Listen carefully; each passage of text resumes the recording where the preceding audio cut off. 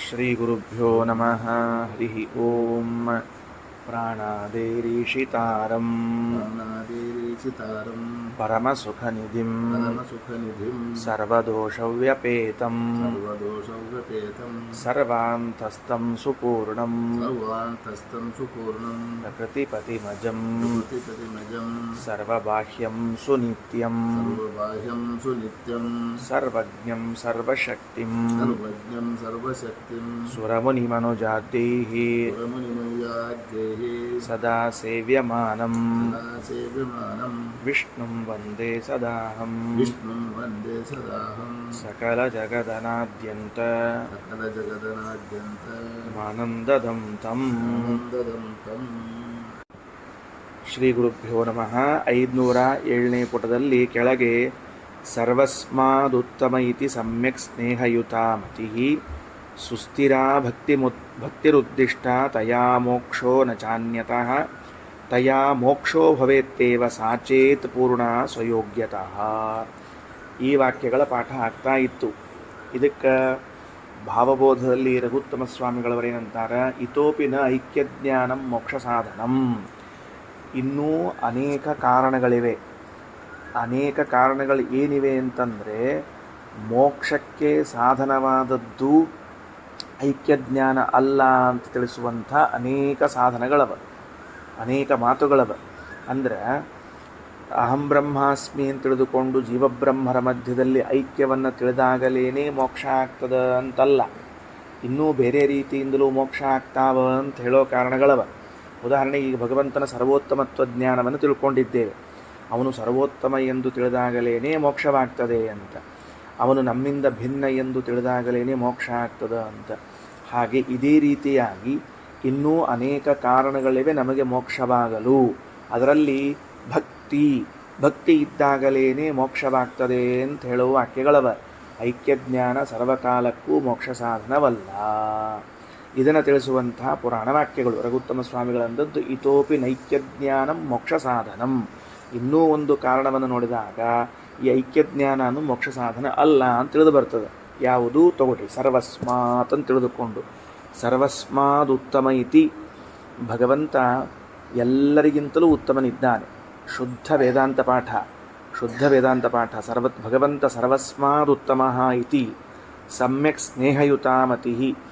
ಅವನನ್ನು ಉತ್ತಮ ಅಂತ ತಿಳಿದುಕೊಳ್ಳುವಾಗ ಏನೂ ತಪ್ಪಿಲ್ಲದೆ ತಿಳ್ಕೊಳ್ಬೇಕು. ಸಮ್ಯಕ್ ಮತಿಃ, ಸರಿಯಾದ ಜ್ಞಾನ, ಜೊತೆಗೆ ಸ್ನೇಹಯುತ ಮತಿಃ, ಸ್ನೇಹದಿಂದ ಕೂಡಿರುವಂತಹ ಬುದ್ಧಿ. ಅದನ್ನು ವಿವರಣೆ ಕೊಟ್ಟಿದ್ದೇನೆ ಮೊನ್ನೆ.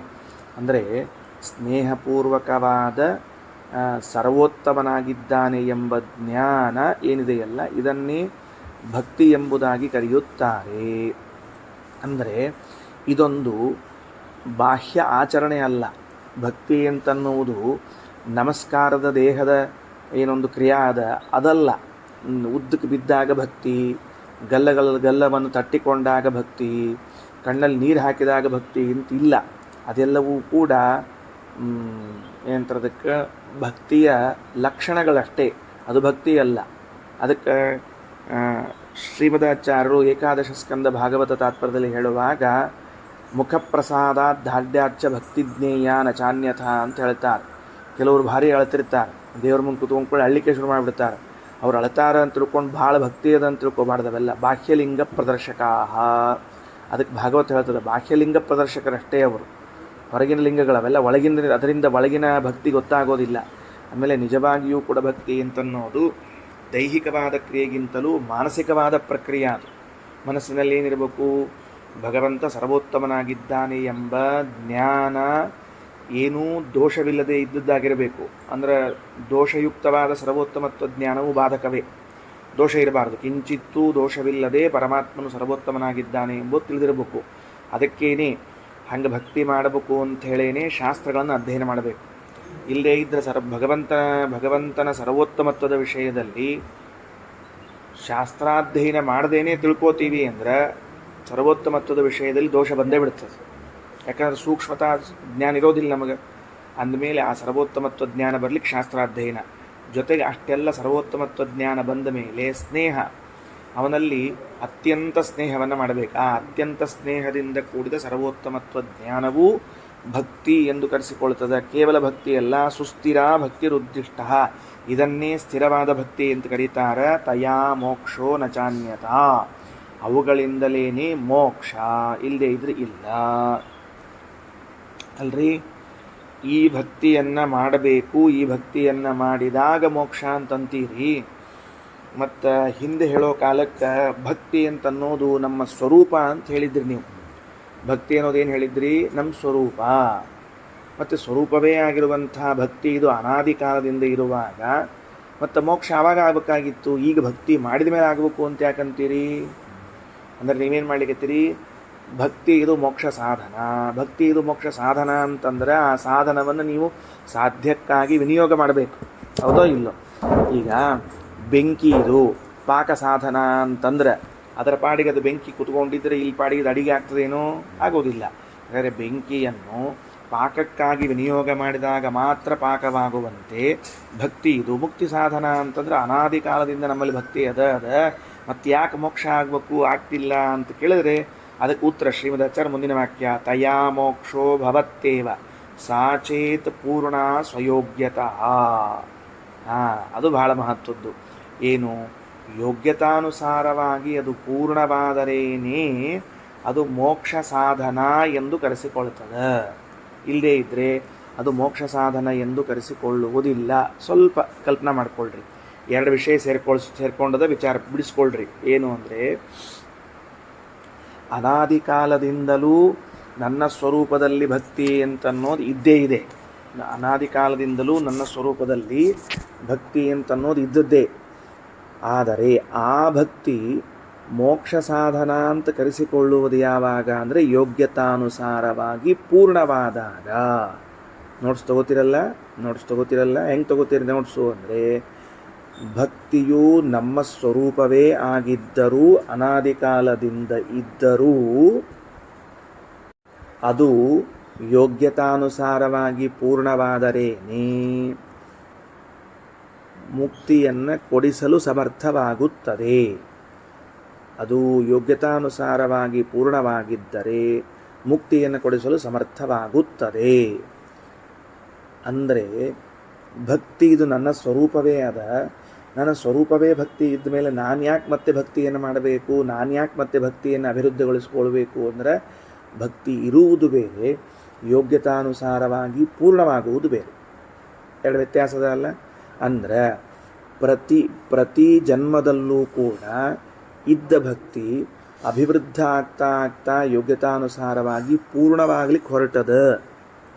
ಅಂದರೆ ಈಗ ನಾವು ಮಾಡುವ ಈ ಮುಂದಿನ ಶ್ಲೋಕದಲ್ಲಿ ಹೇಳ್ತಾರವೆಲ್ಲ, ಆ ಮುಂದಿನ ಎಲ್ಲ ಮಾತುಗಳನ್ನು ಕೇಳಿದಾಗ ಸ್ವರೂಪತಃ ಅನಾದಿ ಕಾಲದಿಂದಿರುವಂತಹ ಭಕ್ತಿಯು ಪ್ರತಿ ಜನ್ಮದಲ್ಲಿ ನಾವು ಏನೇನು ಕರ್ಮಗಳನ್ನು ಮಾಡಿದಾಗ ಅದು ಪೂರ್ಣತೆ ಕಡೆಗೆ ಮುಖ ಮಾಡ್ತದೆ.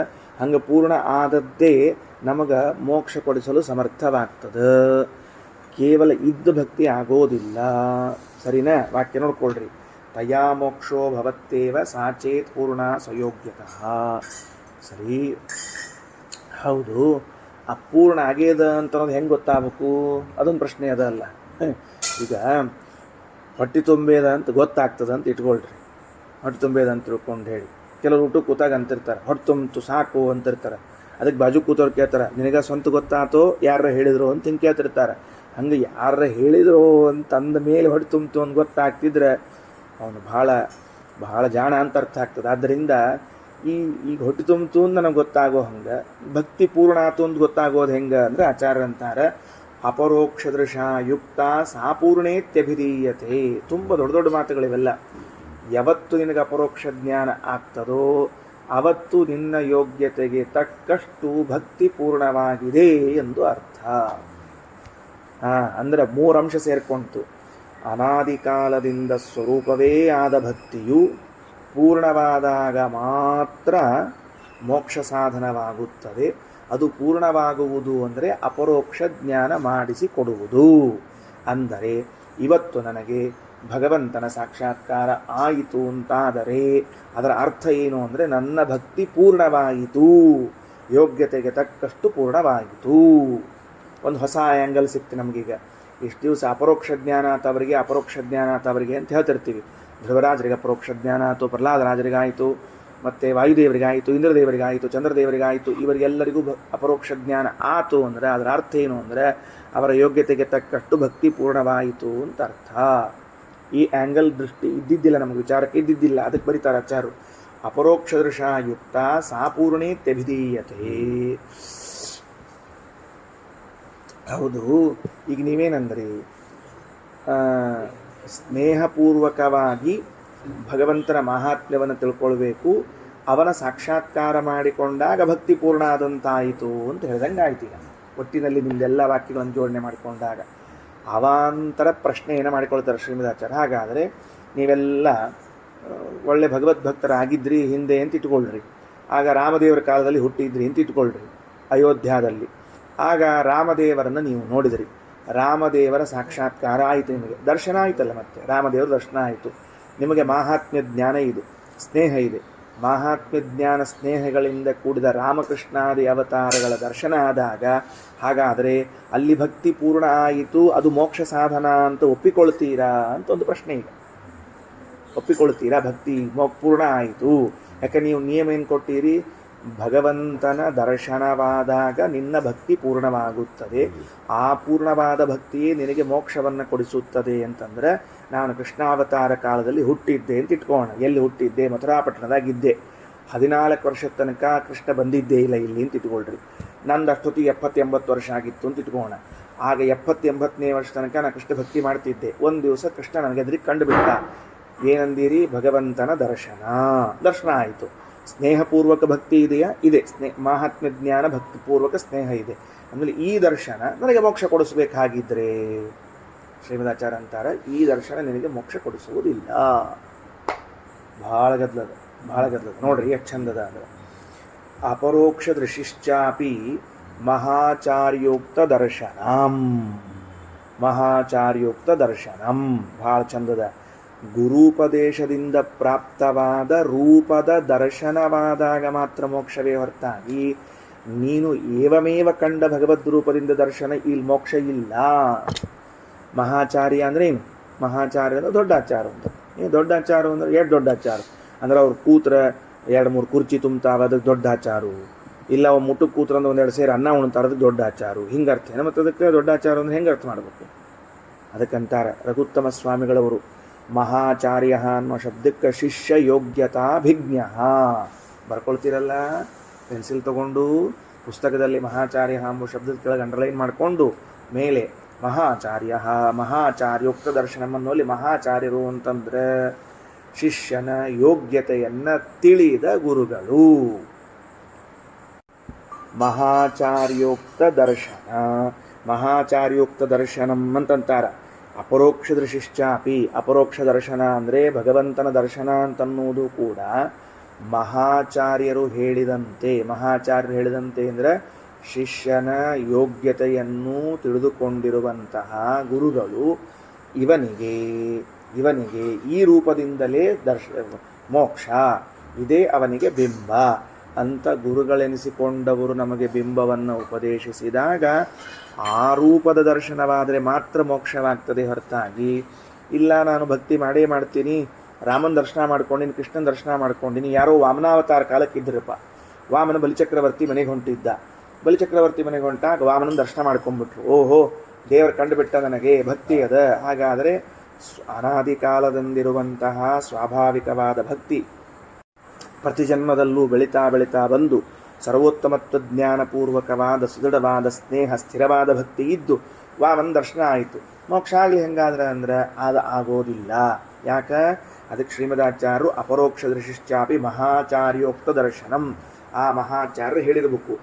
ಆ ಮಹಾಚಾರ್ಯರು ಹೇಳಿದ್ರೋಗು ಮತ್ತೆರಡವ ಮತ್ತೆ ಅದೊಂದು ಸ್ವಾರಸ್ಯ ಹೇಳ್ತಾರೆ. ಏನು? ಸೋಪಿಯನ್ಮೋಕ್ಷಣೀಯತಂ ಮನಸಾ ಸಮುದೀರಯೇತ್. ಏನು ಅಂದರೆ ಅವರೂ ಕೂಡ ಏನಾಗಿದೆ, ಮಹಾಚಾರ್ಯರು ಅಂದರೆ ಶಿಷ್ಯ ಯೋಗ್ಯತಾಭಿಜ್ಞರಾದ ಗುರುಗಳು ಕೂಡ ಹೇಳುವಾಗ ಹಿಂಗೆ ಹೇಳಿರಬಾರ್ದು. ಏನೋ ಹೋದ ಶಿಷ್ಯ ಕಾಲಿಗೆ ಬಿದ್ದ, ಆಚಾರ ಒಂದು ಸಮಸ್ಯೆ ಆಗಿದೆ, ಏನರ ಉಪಾಯ ಹೇಳ್ರಿ ಅಂತ ಅಂದ್ಕೊಂಡು, ನೋಡು ಇನ್ನು ಆರೋಗ್ಯ ಬರಬೇಕು ಹೋದಿಲ್ಲೋ, ಧನ್ವಂತರಿ ಉಪಾಸನ ಮಾಡಿ ಹೋಗ್ ಅಂತ ಹೇಳಿದರು. ಆರೋಗ್ಯ ಬರಲಿ ಅನ್ನೋ ಉದ್ದೇಶದಿಂದ ಧನ್ವಂತರಿ ಉಪಾಸನೆ ಹೇಳಿದರು. ಅದು ಗುರುಪ್ರೋಕ್ತವಾದದ್ದೇ ಆಯ್ತು. ಈಗ ಗುರುಗಳು ಹೇಳಿದ್ದೇ ಆಯಿತು. ಗುರುಗಳು ಹೇಳಿದ್ದಕ್ಕೆ ಇವ ಧನ್ವಂತರಿ ಉಪಾಸನೆ ಮಾಡಿದ, ಕರ್ಮಧರ್ಮ ಸಂಯೋಗದಿಂದ ಧನ್ವಂತರಿ ಸಾಕ್ಷಾತ್ಕಾರ ಆಯಿತು. ಹಂಗಾರೆ ಇದರಿಂದ ಮೋಕ್ಷ ಆಗಲಿ ಮತ್ತ ಅಂದ್ರೆ ಇಲ್ಲ, ಮತ್ತಿಲ್ಲ. ಮತ್ತು ಇನ್ನೇನು ಅರ್ಥ ಅದಕ್ಕಂತಾರ ತಸ್ಯ ಸೋಪಿ ಮೋಕ್ಷ ನಿಯತಂ ಮನಸಾ ಸಮುದೀರಯೇತ್. ಮನಸ ಅನ್ನೋ ಶಬ್ದಕ್ಕೆ ಸುಪ್ರಸನ್ನವಾದ ಬುದ್ಧಿ ಬರ್ಕೊಳ್ರಿ. ಸುಪ್ರಸನ್ನವಾದ ಮನಸ್ಸು, ಮನಸ ಅನ್ನೋ ಶಬ್ದಕ್ಕೆ ಪ್ರಸನ್ನವಾದ ಮನಸ್ಸು. ಆಮೇಲೆ ಹೇಳ್ತೀನಿ ಅರ್ಥ ಏನು ಅಂತ ಹೇಳಿ. ಪ್ರಸನ್ನವಾದ ಮನಸ್ಸು ಅಂದರೆ ಗುರುಗಳು ಶಿಷ್ಯನ ಯೋಗ್ಯತೆಯನ್ನು ತಿಳಿದು, ಗುರುಗಳು ಶಿಷ್ಯನ ಯೋಗ್ಯತೆಯನ್ನು ತಿಳಿದು, ಶಿಷ್ಯನ ಯೋಗ್ಯತಾ ತಿಳಿಯೋದು ಅಂದರೆ ಏನು? ಇವನಿಗೆ ಯಾವ ರೂಪವನ್ನು ಉಪದೇಶಿಸಿದರೆ, ಯಾವ ರೂಪವನ್ನು ಇವನು ಸಾಕ್ಷಾತ್ಕಾರ ಮಾಡಿಕೊಂಡರೆ ಇವನಿಗೆ ಮೋಕ್ಷವಾಗುತ್ತದೋ ಅಂತನ್ನುವುದನ್ನು ತಿಳಿದು ಗುರುಗಳು ಆ ರೂಪವನ್ನು ಅಂದರೆ ಬಿಂಬರೂಪವನ್ನು ಪ್ರಸನ್ನವಾದ ಮನಸ್ಸಿನಿಂದ ಉಪದೇಶ ಮಾಡಿದಾಗ ಮಾತ್ರ ಆ ರೂಪವನ್ನು ಈತ ಸಾಕ್ಷಾತ್ಕಾರ ಮಾಡಿಕೊಂಡ್ರೆ ಮಾತ್ರ ಮೋಕ್ಷವಾಗ್ತದೆ, ಹೊರತಾಗಿ ಇಲ್ಲದೆ ಇದ್ದರೆ ಮೋಕ್ಷವಾಗುವುದಿಲ್ಲ. ಒಂದು ಘಟ್ಟ, ಇದಿಷ್ಟು ಒಂದು ಘಟ್ಟ. ತಸ್ಯ ದರ್ಶನತೋ ಯಾತಿ ಮುಕ್ತಿಂ ನಾಸ್ತ್ಯತ್ರ ಸಂಶಯ. ವಾಕ್ಯ ಮುಗಿತು. ತಸ್ಯ ದರ್ಶನತೋ ಯಾತಿ ಮುಕ್ತಿಂ ನಾಸ್ತ್ಯತ್ರ ಸಂಶಯ. ಇನ್ನು ಮುಂದೆ ಸಂಶಯ ಬೇಡ, ಇಷ್ಟಾದ ಮೇಲೆ ಮೋಕ್ಷ ಆಗೇ ಆಗ್ತದೆ. ಇನ್ನು ಮುಂದೆ ಸಂಶಯ ಬೇಡ, ಇಷ್ಟಾದ್ಮೇಲೆ ಮೋಕ್ಷ ಆಗೇ ಆಗ್ತದೆ. ಸರಿ, ಹಾಗಾದರೆ ಏನೇನು ಓದಿಕೊಂಡು ನಾವು ಅಂತ ಕೇಳಿದರೆ ಇಷ್ಟಂಶ ಬಂತು. ಭಗವಂತನಲ್ಲಿ ನಾವು ಪ್ರತಿ ಜನ್ಮದಲ್ಲೂ ಕೂಡ ಪ್ರತಿ ಕ್ಷಣದಲ್ಲೂ ಕೂಡ ಭಕ್ತಿಯನ್ನು ಮಾಡಲೇಬೇಕು ಅಲ್ರಿ. ಭಕ್ತಿ ಅಂತನ್ನೋದು ನಮ್ಮ ಸ್ವಭಾವವೇ ಆಗಿರುವಾಗ ಆ ಸ್ವಭಾವಭೂತವಾದ ಭಕ್ತಿಯನ್ನು ಮಾಡಬೇಕೇಕೆ ಅಂತ ಕೇಳಿದರೆ ಅದು ಯೋಗ್ಯತಾನುಸಾರವಾಗಿ ಪೂರ್ಣವಾದರೆ ಮಾತ್ರ ಕಾರ್ಯಕಾರಿ ಕೆಲಸ ಮಾಡಿಕೊಡ್ತದೆ. ಪೂರ್ಣ ಆಗದೇ ಇದ್ರೆ ಕೆಲಸ ಮಾಡಿಕೊಡೋದಿಲ್ಲ. ಸ್ವರೂಪ ಇದ್ದರೂ ಕೂಡ ಅದು ಕೆಲಸಕ್ಕೆ ಯಾವಾಗ ಬರ್ತದೆ ಅಂದ್ರೆ ಪೂರ್ಣ ಆಗಬೇಕು. ಅಂದರೆ ಯಾವಾಗ ಪೂರ್ಣ ಆಗಿದೆ ಅಂತ ತಿಳ್ಕೋಬೇಕು. ಯಾವತ್ತು ಅಪರೋಕ್ಷ ಆಯಿತೋ, ಯಾವತ್ತು ಭಗವದ್ ದರ್ಶನ ಆತೋ ಅವತ್ತು ಪೂರ್ಣ ಆಗಿದೆ ಅಂತ ತಿಳ್ಕೋಬೇಕು. ಹೌದಾ? ಹಂಗಾರೀಗ ರಾಮಕೃಷ್ಣ ವಾಮನ ನರಸಿಂಹ ಕಾಲದಲ್ಲಿ ಕೆಲವರೆಲ್ಲ ಅವತಾರ ಮಾಡಿ ಬಂದಾರ, ಹುಟ್ಟಿ ಬಂದಾರ, ಅವರಿಗೆ ಭಕ್ತಿ ಅದ, ಭಗವದ್ ರೂಪದ ದರ್ಶನ ಆತು, ಹಂಗಾರ ಮೋಕ್ಷ ಆಗಲಿ ಮತ್ತು ಅವರಿಗೆ ಪೂರ್ಣ ಆತ. ಹಂಗಾರ ಭಕ್ತಿ ಅಂದರೆ ಅದು ಭಕ್ತಿ ಪೂರ್ಣ ಆತು ಅಂತ ಅರ್ಥ ಅಲ್ಲ. ಮತ್ತೇನು ಅಂತಂದರೆ ಗುರುಪದೇಶ ಮಾಡಬೇಕು. ಗುರುಗಳೂ ಕೂಡ ಎರಡು ರೀತಿ ಉಪದೇಶ ಮಾಡ್ತಾರೆ. ಏನು ಅಂದರೆ, ಒಂದು ಇವನಿಗೆ ಲೌಕಿಕ ಬಯಕೆಗಳೆಲ್ಲ ತೀರ್ಲಿ ಅಂತ ಉಪದೇಶ ಮಾಡಿದ ಭಗವದ್ ರೂಪ ಅದ. ಆ ರೂಪದ ದರ್ಶನದಿಂದ ಇವನಿಗೆ ಮೋಕ್ಷ ಅಲ್ಲ. ಪ್ರಸನ್ನವಾದ ಮನಸ್ಸಿನಿಂದ ಇವನ ಯೋಗ್ಯತೆಗೆ ತಕ್ಕಂಥ ರೂಪ ಇದು ಅಂತ ತಿಳಿದು ಉಪದೇಶ ಮಾಡಬೇಕು.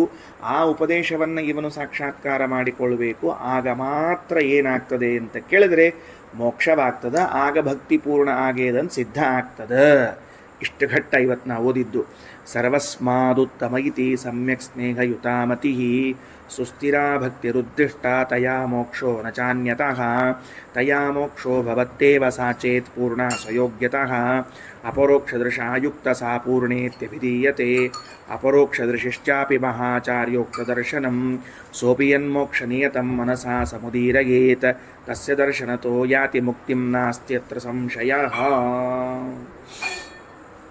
ಈಗ ಮತ್ತೊಂದು ಪ್ರಶ್ನೆ ಮಾಡ್ಕೊಳ್ತಾರೆ. ಏನು ಮತ್ತೊಂದು ಪ್ರಶ್ನೆ ಮಾಡ್ತಾರೆ ಅಂತಂದ್ರೆ, ಅಲ್ಲ ನೀವು ಭಕ್ತಿಯಿಂದಲೇ ಮೋಕ್ಷ ಅಂತ ತಿಳಿದುಕೊಂಡು ಹೇಳಿದ್ರಿ ಇಷ್ಟೊತ್ತು. ಭಕ್ತಿ ಬೇಕೇ ಬೇಕು, ಅದು ಹೆಂಗೆಲ್ಲ ಇರಬೇಕು ಅಂತೆಲ್ಲ ಹೇಳಿದ್ರಿ. ಆದರೆ ಒಂದು ಪುರಾಣ ವಾಕ್ಯವನ್ನು ಕೊಡ್ತೇನೆ. ಆ ಪುರಾಣ ವಾಕ್ಯವನ್ನು ನೋಡ್ರಿ. ಆ ಪುರಾಣ ವಾಕ್ಯವನ್ನು ನೋಡಿದಾಗ ಭಕ್ತಿ ಅಲ್ಲದೆ ಇನ್ನೊಂದರಿಂದಲೂ ನಮಗೆ ಮೋಕ್ಷ ಅಂತನ್ನೋದು ಸಿಗ್ಲಿಕ್ಕತ್ತದ ಅಂತ ಗೊತ್ತಾಗ್ತದೆ. ಯಾವುದು ಅಂದರೆ, ಶ್ರೀಮದಾಚಾರ್ಯರು ಕೃಷ್ಣಾಮೃತ ಮಹಾಣವದಲ್ಲಿ ಹೇಳುವಾಗ ಏನಂತಾರೆ? ಸಕೃದಭ್ಯರ್ಚ ಗೋವಿಂದಂ ಬಿಲ್ವಪತ್ರೇಣ ಮಾನವ ಮುಕ್ತಿಭಾಗಿ. ನಿಮ್ದಲ್ಲ, ಇಲ್ಲಿ ರಘುತ್ತಮ ಸ್ವಾಮಿಗಳ ವಾಕ್ಯ ಓದ್ಲಿಕತ್ತೀನಿ ನಾನು. ರಘುತ್ತಮ ಸ್ವಾಮಿಗಳವರ ಭಾವಬೋಧದ ವಾಕ್ಯ ಓದ್ಲಿಕತ್ತೀನಿ. ಕೃಷ್ಣಾಮೃತ ಮಹಾಣವದ ವಾಕ್ಯವನ್ನು ರಘುತ್ತಮ ಸ್ವಾಮಿಗಳವರು ಇದಕ್ಕೆ ಯೋಜನಾ ಮಾಡ್ತಾರೆ. ಏನು ಯೋಜನಾ ಮಾಡ್ತಾರೆ ಇದಕ್ಕೆ ಅಂತಂದ್ರೆ, ಅಲ್ರಿ ಸಕೃದಭ್ಯರ್ಚ ಗೋವಿಂದಂ, ಪರಮಾತ್ಮನನ್ನು ಒಂದು ಬಾರಿ ಪೂಜಾ ಮಾಡ್ರಿ. ಎದರಿಂದ ಮಾಡಬೇಕು? ಬಿಲ್ವಪತ್ರೇಣ ಮಾನವ. ಬಿಲ್ವಪತ್ರವನ್ನು ಭಗವಂತನಿಗೆ ಏರಿಸ್ರಿ. ಬಿಲ್ವಪತ್ರವನ್ನು ಏರಿಸಿದ್ರಿ ಅಂತಂದರೆ ನಿಮಗೆ ಮೋಕ್ಷ ಆಗ್ತದ ಅಂತ ಒಂದು ವಾಕ್ಯ ಅದು. ಇದು ಶ್ರೀಮದಾಚಾರ್ಯ ಪುರಾಣ ವಾಕ್ಯವನ್ನು ಕೃಷ್ಣಾಮೃತ ಮಹಾಣದಲ್ಲಿ ಕೊಟ್ಟಿದ್ದಾರೆ. ಇಲ್ಲಿ ಇದರ ಬಗ್ಗೆ ಒಂದು ಚರ್ಚೆ ಆದ ಮಾಡೋಣಂತ. ಮುಖ್ಯ ಏನದ ಅಂದರೆ, ಒಂದು ಬಾರಿ ಭಗವಂತನನ್ನು ಬಿಲ್ವಪತ್ರೆಯಿಂದ ಅರ್ಚಿಸಿದರೆ ಸಾಕು ಮೋಕ್ಷವಾಗ್ತದೆ ಅಂತಿದ್ದ ಹೊತ್ತಿನೊಳಗೆ ಭಕ್ತಿ ಮಾಡಬೇಕು ಅಂತ ಯಾಕೆ? ಭಕ್ತಿ ಪೂರ್ಣ ಆಗಬೇಕು ಅಂತ ಯಾಕೆ, ಬಿಂಬೋಪದೇಶ ಆಗಬೇಕು ಅಂತ ಯಾಕೆ, ಇವೆಲ್ಲ ಏನು ಬೇಡ. ಇದನ್ನು ತೊಗೊಂಡ, ಬಿಲ್ಲುಪತ್ರ ತೊಗೊಂಡ, ದೇವರಿಗೆ ಏರಿಸಿಬಿಟ್ಟ, ಮುಗಿದು ಹೋತು. ಅಥವಾ ಇನ್ನೊಂದು ಹೇಳ್ಯಾರ, ತಸ್ಯ ಅಭಿಧ್ಯಾನಾದ್ ಯೋಜನಾ ತತ್ವಭಾವಾತ್ ಭೂಯಶ್ಚಾಂತೆ ವಿಶ್ವಮಾಯಾ ನಿವೃತ್ತಿ ಅಂತ ಒಂದು ಶ್ರುತಿ ಒಳಗೆ ಧ್ಯಾನ ಮಾಡ್ರಿ. ಧ್ಯಾನದಿಂದ ಭಗವಂತನ ದರ್ಶನ ಆಗ್ತದೆ, ಮೋಕ್ಷ ಆಗಿಬಿಡ್ತದೆ, ಭಕ್ತಿ ಬೇಕೇ ಇಲ್ಲ. ತತ್ವಭಾವಾತ್ ತಸ್ಯ ಅಭಿಧ್ಯಾನಾತ್ ಯೋಜನಾತ್ ತತ್ವಭಾವಾತ್ ಭೂಯಶ್ಚ ಅಂತೆ ವಿಶ್ವಮಾಯಾ ನಿವೃತ್ತಿ. ಧ್ಯಾನದಿಂದಲೇ ಮೋಕ್ಷ ಅಂತದ. ಒಂದು ಕಡೆಗೆ ದೇವರನ್ನು ಆರಾಧಿಸುವುದರಿಂದ ಮೋಕ್ಷ ಅಂತದ, ಇನ್ನೊಂದು ಕಡೆಗೆ ಧ್ಯಾನದಿಂದ ಮೋಕ್ಷ ಅಂತದ. ಹೀಗಿರುವಾಗ ಭಕ್ತಿಯಿಂದ ಮೋಕ್ಷ ಅಂತ ಯಾಕಂತೀರಿ? ಪುರಾಣ ವಾಕ್ಯಗಳ ವಿಮರ್ಶೆಗೆ ತೊಗೊಂಡ್ರು ಶ್ರೀಮದಾಚಾರ್ಯ. ಇವಾಗ ನೋಡ್ರಿ, ಇಲ್ಲಿ ಸಣ್ಣ ಸಂಶಯ ಬರ್ತದೆ. ಏನು ಬರ್ತದೆ? ಬಿಲ್ವಪತ್ರದಿಂದ ಭಗವಂತನ ಅರ್ಚನಾ ಮಾಡಿದರೆ ಮೋಕ್ಷ ಆಗ್ತದ ಅಂತದ. ಅದು ಮೋಕ್ಷ ಈಕ್ಷ ಮುಂದಿಂದು. ಬಿಲ್ವಪತ್ರೆಯಿಂದ ಭಗವಂತನ ಪೂಜೆಯನ್ನು ಮಾಡಬೇಕೇ? ಯಾಕೆ ಎಷ್ಟೋ ಜನರಿಗೆ ಏನಿರ್ತದೆ ಅಂದರೆ, ಬಿಲ್ವಪತ್ರ ಅಂತನ್ನೋದು ಶಿವನಿಗೆ ಏರಿಸುವಂತಹದ್ದು, ದೇವರಿಗೆ ಏರಿಸೋದು ತುಳಸಿ, ಆಮೇಲೆ ಬಿಲ್ವಪತ್ರ ಹೆಂಗೆ ಬರ್ತದ ಅಂತ ತಿಳ್ಕೊಂಡು ನಮಗೆ ಎಷ್ಟು ತಪ್ಪು ಕಲ್ಪನಾ ಅದ ಅಂತ ಅನ್ನೋದಕ್ಕೆ ಇದೇ ದೃಷ್ಟಾಂತ. ಅದೇನು ಬರ್ದಾರೆ ಅದ್ರ ಮೇಲೆ, ಬಿಲ್ವಪತ್ರದ ಮೇಲೆ ಶಿವನಿಗೆ ಮಾತ್ರ ಏರಿಸ್ರಿ ಬಿಲ್ವಪತ್ರ, ಉಳಿದವ್ರಿಗೆ ಏರಿಸಬೇಡ್ರಿ ಅಂತ ಬರ್ದಾರೆ ಬಿಲ್ವಪತ್ರದ ಮೇಲೆ. ಅಥವಾ ಗಿಡದ ಬುಡಕ್ಕೆ ಏನಾರ ಬೋರ್ಡ್ ಹಾಕ್ಯಾರೋ, ಓನ್ಲಿ ಫಾರ್ ಶಿವ ಅಂತ ತಿಳ್ಕೊಂಡು ಹೇಳಿ. ಇಲ್ಲ, ಹಾಗೇನಿಲ್ಲ. ನಮಗೆ ತಪ್ಪು ಕಲ್ಪನಾ ಆಗ್ಯದ. ಕೃಷ್ಣ ಹೇಳಿದ್ದು, ಪತ್ರಂ ಪುಷ್ಪಂ ಫಲಂ ತೋಯಂ ಯೋಮೇ ಭಕ್ತ್ಯಾ ಪ್ರಯಚ್ಛತಿ ತದಹಂ ಭಕ್ತ್ಯುಪಹೃತಂ ಅಶ್ನಾಮಿ ಪ್ರಯತಾತ್ಮಭಿಹಿ. ಪತ್ರ ಅಂತ ಹೇಳ್ಯಾನ. ಪತ್ರ, ತುಳಸಿ ಪತ್ರ ಅಂದಿಲ್ಲ, ಪತ್ರ ಅಂದಿದ್ದಾನೆ. ಪತ್ರ ಅಂದರೆ ಯಾವ ಪತ್ರವೂ ಆಗಬಹುದು. ಅದಕ್ಕೆ ವ್ಯಾಖ್ಯಾನದಲ್ಲಿ ಟೀಕಾಕೃತ್ಪಾದರು ಶ್ರೀಮದಾಚಾರ್ಯರಾಯರು ತಿಳಿಸ್ತಾರೆ, ಶಾಸ್ತ್ರ ನಿಷಿದ್ಧವಲ್ಲದ ಯಾವುದೇ ಪತ್ರದಿಂದಲೂ ಭಗವಂತನ ಪೂಜಾ ಮಾಡ್ಲಿಕ್ಕೆ ಬರ್ತದೆ. ನೆನ್ಪಿಟ್ಕೊಳ್ರಿ, ತುಳಸಿ ಪತ್ರ ಮಾತ್ರ ಅಲ್ಲ, ಶಾಸ್ತ್ರ ನಿಷಿದ್ಧ ಅಲ್ಲದೇ ಇದ್ರೆ ಸಾಕು, ಯಾವುದನ್ನು ಏರಿಸ್ಬೋದು. ಅವಶ್ಯವಾಗಿ ವ್ಯಾಖ್ಯಾನಕಾರ ತಿಳಿಸಿಕೊಡ್ತಾರೆ, ತುಳಸಿ ಪತ್ರವನ್ನು ಇದು ಬಿಲ್ಲಪತ್ರವನ್ನು ಏರಿಸ್ಲಿಕ್ಕೆ ಬರ್ತದೆ. ಹೆಂಗೆ ತುಳಸಿ ಏರಿಸ್ತಿರೋ ದೇವರಿಗೆ, ಹಂಗೆ ಬಿಲ್ಲಪತ್ರವನ್ನು ಏರಿಸ್ರಿ. ಈಗ ಬಿಲ್ವಪತ್ರ ಅಂತಂದ್ರಿ, ಬಿಲ್ಲಪತ್ರನೇ ಅಂದರೆ ಬಿಲ್ಲಪತ್ರನೂ ಹೌದು, ಉಪಲಕ್ಷಣಯ ಅಂದರೆ ಬಿಲ್ಲಪತ್ರದ ಜೊತೆಗೆ ತುಳಸಿ ಪತ್ರಾದಿಗಳಿಂದಲೂ ಆರಾಧನೆ. ಹಾಗಾದರೆ ಪುರಾಣಾಂತರಗಳಲ್ಲಿ ಅಥವಾ ಪುರಾಣಗಳಲ್ಲಿ ಬಿಲ್ಲಪತ್ರ, ತುಳಸಿ ಪತ್ರ ಇತ್ಯಾದಿಗಳಿಂದ ಭಗವಂತನ ಅರ್ಚನೆ ಮಾಡಿದವರಿಗೂ ಮೋಕ್ಷವಾಗ್ತದೆ, ಆಮೇಲೆ ಧ್ಯಾನದಿಂದ ಮೋಕ್ಷ ಆಗ್ತದೆ ಅಂತ ಹಿಂಗೆ ಬೇರೆ ಸಾಧನಗಳು ಮೋಕ್ಷಕ್ಕೆ ಇರುವಾಗ ಭಕ್ತಿಯೇ ಯಾಕೆ ಅಂತನ್ನುವ ಪ್ರಶ್ನೆಯನ್ನು ಮಾಡಿಕೊಂಡು ಮುಂದಿನ ವಾಕ್ಯ ಹೊರಟದ. ತಗೊಳ್ರಿ, ಧ್ಯಾನಂಚ ಗುರು ಶುಶ್ರೂಷಾ ನಿತ್ಯ ನೈಮಿತ್ತಿಕಾ ಕ್ರಿಯಾ ತೀರ್ಥದಾನ ಜಪಾದ್ಯಾಶ್ಚ ಸ್ವಾಧ್ಯಾಯೋ ಹರಿಕೀರ್ತನಂ ದ್ವಾದಶ್ಯಾದಿವೃತಂ ಚೈವ ತುಳಸ್ಯಾದ್ಯೈ ರಥಾರ್ಚನಂ. ಎಷ್ಟು ಹೇಳ್ಯಾರ ನೋಡ್ರಿ, ಎಷ್ಟು ಮಾಡ್ಬೇಕು ನಾವೆಲ್ಲ. ನಿತ್ಯದಲ್ಲಿ ಎಷ್ಟು ಮಾಡ್ಲಿಕ್ಕೆ ಅವಕಾಶ ಕೊಟ್ಟಿದ್ದಾರೆ ದೇವರು. ಅದಕ್ಕೆ ಮೊದಲನೇದ್ದು ಧ್ಯಾನ. ಹೌದು, ಧ್ಯಾನ ಮಾಡಬೇಕು, ಧ್ಯಾನ ಬೇಕು. ನಮ್ಮ ಜೀವನದಲ್ಲಿ ಧ್ಯಾನ ಅಂತನ್ನೋದು ಅತ್ಯಂತ ಮಹತ್ವದ ಸಂಗತಿ. ನಾವಿದನ್ನು ಮಾಡಂಗಿಲ್ಲ, ಬಿಟ್ಟೀವಿ, ಅಥವಾ ನಮಗೆ ಹೇಳಿಕೊಟ್ಟಿಲ್ಲ. ನಮಗೆ ಬರೀ ಪಾಠ ಪ್ರವಚನ ಪೂಜಿ ಸಂಧ್ಯಾವಂದನೆ ಇಷ್ಟ ಹೇಳಿಕೊಟ್ರೆ ಧ್ಯಾನದ ಬಗ್ಗೆ ಹೇಳಿಕೊಟ್ಟಿಲ್ಲ. ನಾವೇ ಕಲ್ಕೊಂಡು ಕೂತು ಮಾಡಬೇಕು ಧ್ಯಾನವನ್ನು. ಧ್ಯಾನ ಇನ್ನು ಜೊತೆಗೆ ಗುರು ಶುಶ್ರೂಷ, ಗುರು ಸೇವಾ, ಗುರುಗಳ ಸೇವಾ ಅಂತ ಅನ್ನೋದೇನದ ಅದನ್ನು ಅವಶ್ಯವಾಗಿ ಮಾಡಲೇಬೇಕು. ನಿತ್ಯ ನೈಮಿತ್ತಿಕ ಕ್ರಿಯಾ, ನಿತ್ಯದಲ್ಲಿ ಮಾಡುವ ಸಂಧ್ಯಾವಂದನ ದೇವ ಪೂಜಾದಿ ಕ್ರಿಯೆಗಳು. ನೈಮಿತ್ತಿಕ ಅಂದರೆ ಶ್ರಾದ್ದ ಯಜ್ಞ ಮೊದಲಾದವುಗಳೆಲ್ಲವೂ ಕೂಡ. ತೀರ್ಥ ದಾನ ಜಪ, ತೀರ್ಥಸ್ನಾನ, ದಾನ ಕೊಡುವುದು, ಜಪ ಮಾಡುವುದು, ಇವೆಲ್ಲವೂ. ಜೊತೆಗೆ ಸ್ವಾಧ್ಯಾಯ. ಸ್ವಾಧ್ಯಾಯ ಅಂದ್ರೇನು? ಸ್ವಸ್ವಶಾಖೋಕ್ತವಾದ ವೇದಗಳ ಅಧ್ಯಯನ. ಸ್ವಸ್ವಶಾಖೋಕ್ತವಾದ ವೇದಗಳ ಅಧ್ಯಯನವನ್ನೇ ಸ್ವಾಧ್ಯಾಯ ಅಂತ ಕರೀತಾರೆ. ಅದನ್ನು ಮಾಡಬೇಕು. ಹರಿಕೀರ್ತನಂ, ಭಗವನ್ನಾಮೋಚ್ಚಾರಣೆ, ಭಗವನ್ನಾಮ ಸ್ಮರಣೆ. ದ್ವಾದಶ್ಯಾದಿವ್ರತಂ ಚೈವ, ತಿಥಿತ್ರಯಗಳು, ದಶಮಿ, ಏಕಾದಶಿ, ದ್ವಾದಶಿ ಅಂತೇನದ ಈ ವ್ರತಗಳು. ತುಳಸ್ಯಾದ್ಯೈ ಅರ್ಚನಂ, ತುಳಸಿ, ಬಿಲ್ಲಪತ್ರ, ಕಮಲ ಇವೇ ಮೊದಲಾದವುಗಳ ಅರ್ಚನ. ಇಷ್ಟು ಸಾಧನಗಳಿವೆ ಅಂತೆ. ಇಷ್ಟೂ ಸಾಧನಗಳು ಕೂಡ ಸಾಕ್ಷಾತ್ ಮೋಕ್ಷ ಸಾಧನ ಅಲ್ಲವೇ ಅಲ್ಲ. ಮೋಕ್ಷ ಸಾಧನ ಹೌದು, ಮೋಕ್ಷ ಸಾಧನ ಅಲ್ಲ ಅನ್ಲಿಕ್ಕತ್ತಿಲ್ಲ, ಸಾಕ್ಷಾತ್ ಸಾಧನ ಅಲ್ಲ. ಮತ್ತೆ ಸರ್ವಂ ಭಕ್ತ್ಯರ್ಥಮುದ್ದಿಷ್ಟಂ, ಇವೆಲ್ಲವೂ ಕೂಡ ಭಕ್ತಿಗಾಗಿ. ಭಕ್ತಿಗಾಗಿ ನಿಷ್ಫಲಂತು ತಯಾವಿನ. ಆ ಭಕ್ತಿ ಇಲ್ಲದೆ ಇದ್ದರೆ ಮೇಲಿರುವಂತಹದ್ದೆಲ್ಲ ಸಾಧನೆಗಳಿದ್ರೂ ಕೂಡ ವ್ಯರ್ಥವೇ. ವಿಷ್ಣು ಭಕ್ತಿತೋ ಮುಕ್ತಿಂ ಯಾತಿ ನಾಣ್ಯ ಕಥಂಚನ. ಭಗವಂತನಲ್ಲಿ ಭಕ್ತಿ ಇದ್ದವನು ಮಾತ್ರ ಮೋಕ್ಷವನ್ನು ಹೊಂದುತ್ತಾನೆ, ಇಲ್ಲದೆ ಇದ್ರೆ ಇಲ್ಲ.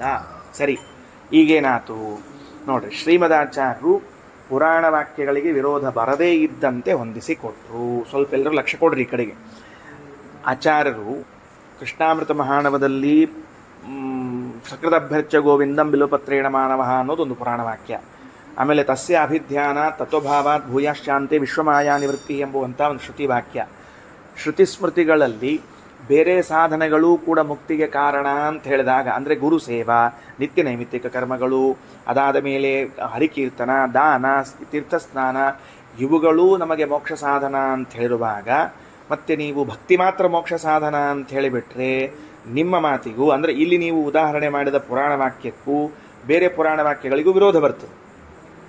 ವಿರೋಧ ಬರಲಿ, ಏನು ಸಮಸ್ಯೆ? ಈಗ ಬಂತು ವಿರೋಧ. ನಮಗೇನು ಮಾಡಬೇಕು ಅಂದರೆ, ಪರಸ್ಪರ ವಿರುದ್ಧವಾಗಿರುವಂಥ ಎರಡು ಗ್ರಂಥಗಳಿದ್ದರೆ ಅವುಗಳಲ್ಲಿ ಒಂದನ್ನು ನೀವು ಅಪ್ರಮಾಣ ಅಂತ ಹೇಳಬೇಕಾಗ್ತದೆ. ವೇದಕ್ಕೂ ಸ್ಮೃತಿಗೂ ವಿರೋಧ ಬಂತು ಅಂದರೆ, ವೇದದಲ್ಲಿ ಧ್ಯಾನದಿಂದ ಮೋಕ್ಷ ಅಂತ ಹೇಳಿದ್ರೆ ನೀವು ಪುರಾಣ ವಾಕ್ಯದಲ್ಲಿ ಭಕ್ತಿಯಿಂದ ಮೋಕ್ಷ ಅನ್ಲಿಗತ್ತೀರಿ. ಹಾಗಾದರೆ ವೇದ ವಾಕ್ಯಕ್ಕೂ ಪುರಾಣ ವಾಕ್ಯಕ್ಕೂ ವಿರೋಧ ಬಂದಾಗ ವೇದ ಅಪ್ರಮಾಣ ಆಗಬೇಕು, ಇಲ್ಲ ಸ್ಮೃತಿ ಅಪ್ರಮಾಣ ಆಗಬೇಕು. ಆಗಲಿ ಬಿಡ್ರಿ ಅಂದ್ರೆ ಮತ್ತು ಇರೋ ಪ್ರಮಾಣ ಗ್ರಂಥಗಳೆಲ್ಲ ಅಪ್ರಮಾಣ ಆಗಿ ಕೂತ್ಕೊಂಡ್ರೆ ಮುಂದೆ ನೀವೇನು ಮಾಡೋರು? ಅಂದಮೇಲೆ ಎರಡು ಗ್ರಂಥಗಳ ಮಧ್ಯದಲ್ಲಿ ಬಂದಿರುವಂತಹ ವಿರೋಧವನ್ನು ಪರಿಹರಿಸಿದ ಹೊರತು ನಮಗೆ ಸಾಧನ ನಿರ್ಣಯ ಆಗೋದಿಲ್ಲ. ಎಷ್ಟು ದೊಡ್ಡ ಜವಾಬ್ದಾರಿ ಇದೆ ಶ್ರೀಮದಾಚಾರ್ಯ ಅರ್ಥ ಮಾಡಿಕೊಳ್ಬೇಕು ನಾವು ಇದನ್ನು.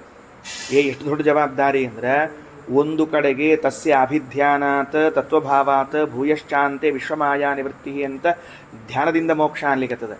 ಇನ್ನೊಂದು ಕಡೆಗೆ ಭಕ್ತಿ ಪೂರ್ಣವಾದರೇನೇ ಮೋಕ್ಷ ಅನ್ಲಿಕ್ಕತ್ತದೆ. ಈ ಎರಡೂ ವಾಕ್ಯಗಳಲ್ಲಿ ಪರಸ್ಪರ ವಿರೋಧ ಬಂದಾಗ ಪರಿಹಾರ ಮಾಡದೇ ಹೋದರೆ ಪ್ರಮಾಣವೆನಿಸಿರುವಂಥ ಗ್ರಂಥಗಳು ಅಪ್ರಮಾಣವಾಗಬೇಕಾಗ್ತದೆ. ಅಪ್ರಮಾಣವಾಗಿ ಬಿಟ್ಟರೆ ಸಾಧನ ನಿರ್ಣಯ ಆಗೋದಿಲ್ಲ. ಸಾಧನ ನಿರ್ಣಯ ಆಗದೇ ಹೋದರೆ ಸಾಧನವೂ ಇಲ್ಲ, ಮೋಕ್ಷವೂ ಇಲ್ಲ. ಅದಕ್ಕೆ ಶ್ರೀಮದಾಚಾರ್ಯ ಅಂತಾರೆ, ಕರೆಕ್ಟು, ಎರಡೂ ವಾಕ್ಯಗಳು ಸರಿ. ಎರಡೆರಡು ವಾಕ್ಯ ಸರಿ ಆಗೋದಿಲ್ಲ, ಒಂದು ವಾಕ್ಯ ಸರಿ ಆಗಬೇಕಲ್ಲ. ಅಂದರೆ ಧ್ಯಾನವೂ ಮೋಕ್ಷ ಸಾಧನ, ಭಕ್ತಿಯೂ ಮೋಕ್ಷ ಸಾಧನ. ಆದರೆ ಧ್ಯಾನವು ಭಕ್ತಿಯನ್ನು ಹುಟ್ಟಿಸಿ ಮೋಕ್ಷಕ್ಕೆ ಸಾಧನವಾಗುತ್ತದೆ, ಭಕ್ತಿ ದ್ವಾರ ಆಗ್ತದೆ. ಧ್ಯಾನ ಹೆಂಗಾಗ್ತದೆ? ಭಕ್ತಿ ದ್ವಾರ ಆಗ್ತದೆ. ಭಕ್ತಿ ನೇರವಾಗಿ ಅಂದರೆ ನಮ್ಮಲ್ಲಿ ಎರಡು ತರಹದ ಬಸ್ಸುಗಳಿರ್ತಾವೆ. ಯಾವುದು ಎರಡು ತರಹದ ಬಸ್ಸುಗಳು? ನಾನ್ ಸ್ಟಾಪ್ ಬಸ್ಸು ಅಂತೊಂದು, ಆಲ್ ಸ್ಟಾಪ್ ಬಸ್ಸು ಅಂತ ಒಂದು ಇರ್ತಾವೆ. ಎರಡು ಇರ್ತಾವೆ ನೋಡ್ರಿ. ಆಲ್ ಸ್ಟಾಪ್ ಬಸ್ ಏನಿರ್ತಾವ ಅಂದ್ರೆ ಅವು ಊರು ಮುಟ್ತಾವೆ. ಊರು ಮುಟ್ಟಂಗಿಲ್ಲ ಅಂತಲ್ಲ, ಎಲ್ಲ ಸ್ಟಾಪ್ಗಳಲ್ಲಿ ನಿಂತು ಮುಟ್ತಾವೆ. ನಾನ್ ಸ್ಟಾಪ್ ಬಸ್ ಇರ್ತಾವೆ, ಯಾವ ಸ್ಟಾಪಿಗೆ ನಿಲ್ಲೋದಿಲ್ಲ, ನೇರವಾಗಿ ಹೋಗ್ತದೆ. ಹಂಗಾರೆ ಧ್ಯಾನ, ಗುರು ಸೇವಾ, ನಿತ್ಯ ನೈಮಿತ್ತಿಕ ಕರ್ಮಗಳೆಲ್ಲ ಆಲ್ ಸ್ಟಾಪ್ ಬಸ್ ಇದ್ದಂಗೆ ಎಲ್ಲ ಕಡೆ ನಿಂತು ಹೋಗಿ ಊರು ಮುಡ್ತದೆ. ಭಕ್ತಿ ಅನ್ನೋದು ನಾನ್ ಸ್ಟಾಪ್ ಬಸ್, ಡೈರೆಕ್ಟಾಗಿ ಮೋಕ್ಷವನ್ನು ಕೊಡ್ತದೆ. ಹೀಗಾಗಿ ಎರಡೂ ವಾಕ್ಯಗಳಿಗೆ ಪರಸ್ಪರ ವಿರೋಧ ಇಲ್ಲೇ ಇಲ್ಲ ಅಂತ ಶ್ರೀಮದಾಚಾರ್ಯ ಮೊದಲು ವಿರೋಧ ಪರಿಹಾರ ಮಾಡಿದರು.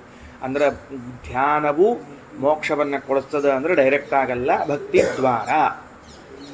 ಯಾರನ್ನೋ ಅತಿಥಿಗಳನ್ನು ಕರೆದಿರ್ತೀರಿ, ಮನೆಗೆ ಬರ್ರಿ ಅಂತ ಹೇಳ್ತೀರಿ, ಮನೆಗೆ ಬರ್ಲಿಕ್ಕೆ ಹೊರಟುಬಿಟ್ರು, ಅವ್ರು ಗಾಡಿ ಬಿಟ್ಬಿಟ್ರು, ಕಾರ್ ತೆಗೆದುಬಿಟ್ರು, ಮನೆಗೆ ಹೊರಟ್ರು. ನಮ್ಮ ಮನೆಗೆ ಬರಲಿಕ್ಕೆ ತಕ್ಷಣ ಫೋನ್ ಮಾಡ್ತೀವಿ, ಅಯ್ಯೋ ಮನೆಗೆ ಬರ್ಲಿಕ್ಕೆ ಹೇಳ್ಬಿಟ್ಟೆ, ತಪ್ಪು ತಿಳ್ಕೊಬೇಡ್ರಿ, ಬರೋ ಕಾಲಕ್ಕೆ ಅವ್ರ ಮನೆಗೆ ಹೋಗಿ ಅವ್ರನ್ನ ಕರ್ಕೊಂಡು ಬರ್ರಿ ಅಂತ ಹೇಳಿದ್ರಿ. ಸರಿ ಆಯ್ತಾ? ಹಾಗಾದರೆ ಇವ್ರು ನಮ್ಮ ಮನೆಗೆ ಬರೋದು ಸತ್ಯ, ಆದರೆ ಅವರು ವಾಹನದ ಮೂಲಕ ಅಲ್ಲಿ ಹೋಗಿ ಅವ್ರನ್ನ ಕರ್ಕೊಂಡು ಇಲ್ಲಿ ಬಂದರು. ಹೆಂಗೋ ಹಂಗೆ ಧ್ಯಾನ, ಗುರು ಸೇವಾ, ತುಳಸಿ ಅರ್ಚನೆಗಳೆಲ್ಲವೂ ಕೂಡ ಭಕ್ತಿ ದ್ವಾರ ಮೋಕ್ಷಕ್ಕೆ ಕಾರಣವೆನಿಸುತ್ತವೆ. ಆದ್ದರಿಂದ ಎರಡು ವಾಕ್ಯಗಳಲ್ಲೂ ವಿರೋಧ ಇಲ್ಲ ಅಂತ ವಿರೋಧ ಪರಿಹಾರ ಮಾಡಿಕೊಟ್ರು. ಇಲ್ಲದೇ ಇದ್ರೆ ಏನಾಗ್ತದೆ? ಅಪ್ರಾಮಾಣ್ಯ ಬರ್ತದೆ ಗ್ರಂಥಕ್ಕೆ. ಸರಿ ಆಯ್ತಾ? ನೋಡ್ರಿ, ಈಗ ಇಷ್ಟು ತಿಳಿದ ಮೇಲೆ ಮತ್ತೊಂದು ಬಾರಿ ಈ ಶ್ಲೋಕ ಓದೋಣಂತ. ಅಂದ್ರೆ ಕೊನೆಯ ವಾಕ್ಯ ಹೆಂಗದ? ಸರ್ವಂ ಭಕ್ತ್ಯರ್ಥಮುದ್ದಿಷ್ಟಂ. ಭಕ್ತಿ ಅರ್ಥ ಅಂದ್ರೆ ಏನು? ಪ್ರಯೋಜನ. ಭಕ್ತಿ ಪ್ರಯೋಜನ ಅಂದ್ರೆ ನೀವು ತುಳಸಿಯಿಂದ ಭಗವಂತನ ಅರ್ಚನಾ ಮಾಡಿದರೂ ಕೂಡ ಅದು ಹುಟ್ಟಿಸೋದು ಭಕ್ತಿಯನ್ನೇ ಹುಟ್ಟಿಸ್ತದೆ, ಬೇರೆ ಏನಿಲ್ಲ.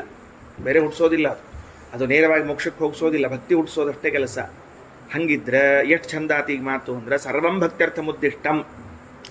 ತಿಥಿತ್ರಯವನ್ನು ನಾವು ಆಚರಣೆ ಮಾಡ್ತೀವಿ. ದಶಮಿ, ಏಕಾದಶಿ, ದ್ವಾದಶಿ ವ್ರತಗಳನ್ನು ಮಾಡ್ತೀವಿ. ಈ ತಿಥಿತ್ರಯ ಆಚರಣೆ ಅಂತನ್ನೋದು ಏನು ಹುಟ್ಟಿಸ್ಬೇಕು ನಮಗೆ ಅಂತಂದ್ರೆ ಭಕ್ತಿ ಹುಟ್ಟಿಸ್ಬೇಕು. ಹಾಗಾದರೆ ಗುರು ಸೇವಾ, ಗುರುಗಳ ಸೇವಾ ಮಾಡ್ತೀವಿ. ಸ್ವಾಧ್ಯಾಯ, ಪಾಠ ಪ್ರವಚನ ಮಾಡ್ತೀವಿ. ಹರಿಕೀರ್ತನ, ಭಗವನ್ನಾಮ ಸ್ಮರಣೆಯನ್ನು ಮಾಡ್ತೀವಿ. ತೀರ್ಥಸ್ನಾನ, ದಾನ, ಜಪ.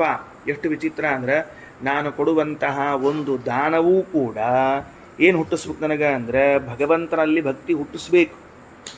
ಆಗ ಮಾತ್ರ ಕೊಟ್ಟ ದಾನ ಸಾರ್ಥಕ ಆಗ್ತದೆ, ಇಲ್ಲದೇ ಇದ್ರೆ ವ್ಯರ್ಥ ಆಗ್ತದೆ. ಸುಮ್ಮನೆ ದಾನ ಕೊಟ್ಟೀನಿ, ದೇವರ ಈ ಸಲ ನಾ ಈ ದಾನ ಕೊಟ್ಟೀನಿ, ಮುಂದಿನ ಸಲ ನಂಗೆ ಜಾಸ್ತಿ ಇದನ್ನು ಕೊಡಿಸು ಅಂತ ಕೊಡೋದಲ್ಲ. ಮತ್ತು ನಾ ಈ ಸಲ ವಸ್ತ್ರ ಕೊಟ್ಟಿನಿ ಅವರಿಗೆ, ನಂಗೆ ಮುಂದಿನ ಸಲ ಭಾಳಷ್ಟು ವಸ್ತ್ರ ಕೊಡಿಸ್ಲಿಕ್ಕೆ ಕೊಡು, ಅವೆಲ್ಲ ಉಪಯೋಗ ಇಲ್ಲ. ಕೊಟ್ಟಿದ್ದೇನೆ ಅಂದರೆ ಅದು ಎದಕ್ಕೆ ಬರಬೇಕು ಅಂತ ಕೇಳಿದ್ರೆ, ಮುಂದಿನ ಬಾರಿ ಅಲ್ಲ, ಈಗ ನನಗೆ ಭಗವಂತನಲ್ಲಿ ಅಷ್ಟು ಭಕ್ತಿ ಹುಟ್ಟಿಸ್ಬೇಕು. ಅಂದಮೇಲೆ ಇವೆಲ್ಲವೂ ಕೂಡ ಭಕ್ತಿಗೆ ಸಾಧನವೆನಿಸಿವೆ. ಧ್ಯಾನಂಚ ಗುರು ಶುಶ್ರೂಷಾ ನಿತ್ಯ ನೈಮಿತ್ತಿಕಾ ಕ್ರಿಯಾ ತೀರ್ಥದಾನ ಜಪಾದ್ಯಾಶ್ಚ ಸ್ವಾಧ್ಯಾಯೋ ಹರಿಕರ್ತನಂ ಆಗ್ಯದ ಹರಿಕೀರ್ತನಂ ಆಗಬೇಕು. ಪ್ರಿಂಟ್ ತಪ್ಪಾಗ್ಯದ, ತಿದ್ಕೊಳ್ರಿ ಹರಿಕೀರ್ತನಂ ಮಾಡಿಕೊಳ್ರಿ. ಯಾರ ಪುಸ್ತಕದಾಗ ತಪ್ಪದ ಅವ್ರು ತಿದ್ಕೊಳ್ರಿ. ದ್ವಾದಶ್ಯಾದಿ ವ್ರತಂ ಚೈವ ತುಳಸ್ಯಾದ್ಯೈ ರಥಾರ್ಚನಂ. ನೋಡ್ರಿ ಎಷ್ಟು ಚಂದದ. 4 ತುಳಸಿ ದಳ ಇಟ್ಕೊಳ್ರಿ ಕೈಯಲ್ಲಿ. 4 ತುಳಸಿ ದಳ ಕೈಯಲ್ಲಿ ಇಟ್ಕೊಂಡು ಇವತ್ತು ನೀವು ಪೂಜೆ ಮಾಡೋ ಕಾಲಕ್ಕೆ ಒಂದೊಂದು ತುಳಸಿ ದಳವನ್ನು ನೀವು ಯಾವ ನಾಮವನ್ನು ಹೇಳ್ತೀರಿ ಹೇಳ್ರಿ. ವಿಷ್ಣವೇ ನಮಃ, ವಷಟ್ಕಾರಾಯ ನಮಃ, ಭೂತಭವ್ಯ ಭವತ್ ಪ್ರಭವೇ ನಮಃ ಏನು ಹೇಳ್ತೀರಿ ಹೇಳ್ರಿ. ಅಥವಾ ಅಥಾತ ಬ್ರಹ್ಮ ಜಿಜ್ಞಾಸ ಜನ್ಮಾದ್ಯಸೇತ ಏನು ಹೇಳ್ತೀರಿ ಹೇಳ್ರಿ. ಏರಿಸಿದ ಮೇಲೆ ಕೇಳ್ಕೊಳ್ಳೋದೇನು ಅಂದರೆ, ಈ ಒಂದು ತುಳಸಿ ದಳದಿಂದ ಭಗವಂತನಿಗೆ ನಾನು ಅರ್ಚನಾ ಮಾಡೀನಿ, ಇದು ನನ್ನಲ್ಲಿ ಭಕ್ತಿ ಹುಟ್ಟಿಸ್ಲಿ, ಇದು ನನ್ನಲ್ಲಿ ಭಕ್ತಿ ಹುಟ್ಟಿಸ್ಲಿ, ಇದು ನನ್ನಲ್ಲಿ ಭಕ್ತಿ ಹುಟ್ಟಿಸ್ಲಿ. ಇಷ್ಟೇ, ಬೇರೆ ಏನಿಲ್ಲ. ಆ ಭಕ್ತಿ ಹುಟ್ಟಿಸ್ಲಿ ಅಂದ ಕೂಡಲೇ ಏನು ಜವಾಬ್ದಾರಿ ಬರ್ತದೆ ಅಂತಂದ್ರೆ, ಭಗವಂತನ ಮಹಾತ್ಮ್ಯ ಜ್ಞಾನ ಹುಟ್ಟಿಸ್ಬೇಕು, ಅವನಲ್ಲಿ ಸ್ನೇಹ ಹುಟ್ಟಿಸ್ಬೇಕು. ಕೂಡಿಸ್ತು ಕರ್ಕೊಂಬಂದು ನಿಮ್ಮನ್ನು ಪಾಠಕ್ಕೆ ಪ್ರವಚನ ಕೂಡಿಸ್ತದೆ. ಸರಿಯಾಗಿ ಕೂಡಿಸ್ತದೆ. ಅಂದಮೇಲೆ ತುಳಸಿ ದಳವನ್ನು ಏರಿಸುವಾಗ, ಸಂಧ್ಯಾ ವಂದನೆ ಮಾಡುವಾಗ, ನಿತ್ಯ ನೈಮಿತ್ತಿಕ ಕರ್ಮಗಳನ್ನು ಮಾಡುವಾಗ ಇದೇ ತರಹದ ಅನುಸಂಧಾನವನ್ನು ಮಾಡಬೇಕು. ಅದಕ್ಕೆ ಹೇಳಿದ್ರು ಧ್ಯಾನಂಚ ಗುರು ಶುಶ್ರೂಷಾ ನಿತ್ಯ ನೈಮಿತ್ತಿಕಾ ಕ್ರಿಯಾ ತೀರ್ಥದಾನ ಜಪಾದ್ಯಾಶ್ಚ ಸ್ವಾಧ್ಯಾಯೋ ಹರಿಕೀರ್ತನಂ ದ್ವಾದಶ್ಯಾದಿವೃತಂ ಚೈವ ತುಳಸ್ಯಾದ್ಯೈ ರಥಾರ್ಚನಂ ಸರ್ವಂ ಭಕ್ತ್ಯರ್ಥಮುದ್ದಿಷ್ಟಂ ನಿಷ್ಫಲಂತು ತಯಾವಿನ ವಿಷ್ಣು ಭಕ್ತಿಯುತೋ ಮುಕ್ತಿಂ ಯಾತಿ ನಾಸ್ನಾನ್ಯ ಕಥಂಚನ. ಹಂಗಾರ ಭಗವಂತನಲ್ಲಿ ಭಕ್ತಿ ಇದ್ದವನು ಮಾತ್ರ ಮೋಕ್ಷವನ್ನು ಹೊಂದುತ್ತಾನ, ಉಳಿದವರು ಹೊಂದೋದಿಲ್ಲ ಅನ್ನುವಂಥ ಅಂಶವನ್ನು ತಿಳಿಸಿಕೊಡ್ತಾರೆ. ಮುಂದಿನ ಅಂಶ ಮತ್ತು ಬೇರೆ ಅದ. ಏತದನ್ಯತ್ತು ಯತ್ಶಾಸ್ತ್ರಂ ನತತ್ಶಾಸ್ತ್ರಂ ಕುವರ್ತ್ಮತತ್ ಅಂತ ಹೇಳ್ತಾರೆ. ಇದಿಷ್ಟು ಮುಗಿಸ್ಕೊಂಡೇನು ಹರಿವಂಶದಷ್ಟು ಮುಗಿಸ್ಕೊಂಡ. ಇನ್ನು ಮುಂದೆ ಏತದನ್ಯತ್ತು ಯತ್ಶಾಸ್ತ್ರಂ ನತತ್ಶಾಸ್ತ್ರಂ ಕುವರ್ತ್ಮತತ್. ಇಷ್ಟು ವಿಷಯಗಳನ್ನು ಬಿಟ್ಟು ಬೇರೆ ಇನ್ನೇನಾದರೂ ಹೇಳ್ತಿತ್ತು ಅಂದ್ರೆ ಅದನ್ನು ಶಾಸ್ತ್ರ ಅನ್ನಬಾರದು, ಅದು ದುಷ್ಟಶಾಸ್ತ್ರ, ಅದು ಕೆಟ್ಟ ಹಾದಿ ಅಂತ ತಿಳಿಯಬೇಕು. ಇಷ್ಟನ್ನೇ ಹೇಳಬೇಕು ಶಾಸ್ತ್ರ ಯಾವಾಗಲೂ ಕೂಡ.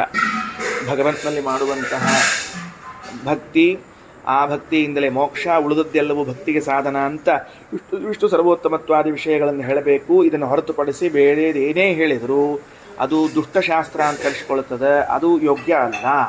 ಈ ಶಾಸ್ತ್ರ ಅಂತ ಕರಿಬಾರ್ದಿರುತ್ತೆ, ದುಷ್ಟಶಾಸ್ತ್ರ ಅಂತ ಹೆಸರು. ನೋಡ್ರಿ ಏನೇನು ಹೇಳಬಾರ್ದು, ಏನು ಹೇಳಬೇಕು. ವಿಷ್ಣೋರ್ ಭಕ್ತಿ ಮೃತೆ ಮುಕ್ತಿ ಜೀವಾಭೇದೋ ಹರೇರಪಿ. ಏನು ಭಗವಂತನ ಭಕ್ತಿ ಮಾಡದೇ ಇದ್ರೂ ಕೂಡ ಮೋಕ್ಷ ಆಗ್ತದೆ ಅಂತ ಯಾವುದಾದ್ರೂ ಗ್ರಂಥದಲ್ಲಿ ಹೇಳ್ತಿದ್ರೆ ಅದು ದುಷ್ಟಶಾಸ್ತ್ರ, ಅದು ಸತ್ಶಾಸ್ತ್ರ ಅಲ್ಲವೇ ಅಲ್ಲ, ಶಾಸ್ತ್ರವೇ ಅಲ್ಲ. ಮೊದಲನೇದು ಜೀವಾಭೇದೋ ಹರೇರಪಿ, ಭಗವಂತನಿಗೂ ಜೀವನಿಗೂ ಅಭೇದ ಅದ ಅಂತ ತಿಳಿಸಿಕೊಡ್ತಿದ್ರೆ. ಶಿವಬ್ರಹ್ಮಾದಿ ಸಾಮ್ಯಂಚ, ಶಿವನಿಗೂ ಬ್ರಹ್ಮನಿಗೂ ಪರಮಾತ್ಮನಿಗೂ ಸಾಮ್ಯ ಅದ ಅಂತ ಹೇಳ್ತಿದ್ರೆ. ಶಿವಬ್ರಹ್ಮಾದಿ ಸಾಮ್ಯಂಚ ಹರೇಹೇ ಮೋಹಾರ್ಥ ಮುಚ್ಚತೆ, ಅದು ಮೋಹಕ್ಕಾಗಿ ಹೇಳಿದ್ದೇ ಹೊರತಾಗಿ ವಾಸ್ತವದಲ್ಲಿ ಅಲ್ಲವೇ ಅಲ್ಲ.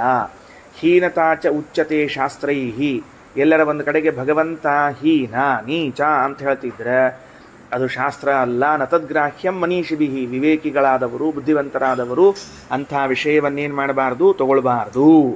ಅಂದ್ರೆ ಏತದನ್ಯತ್ತು ಯತ್ ಶಾಸ್ತ್ರಂ, ಇಷ್ಟೇ ನಾವು ವಿಷಯ ಹೇಳಿದ್ದೀವಿ, ಇದನ್ನು ಹೊರತುಪಡಿಸಿ ಬೇರೆ ವಿಷಯ ಹೇಳ್ತಿದ್ರೆ ಅದು ಶಾಸ್ತ್ರ ಅಲ್ಲ. ಏನು ಹೇಳ್ತಿರ್ತದೆ ಅದು ಬೇರೆದು. ಅಂದರೆ ಭಗವಂತನಲ್ಲಿ ಭಕ್ತಿ ಮಾಡದೇ ಇದ್ರೂ ಮೋಕ್ಷ ಆಗೇ ಆಗ್ತದೆ.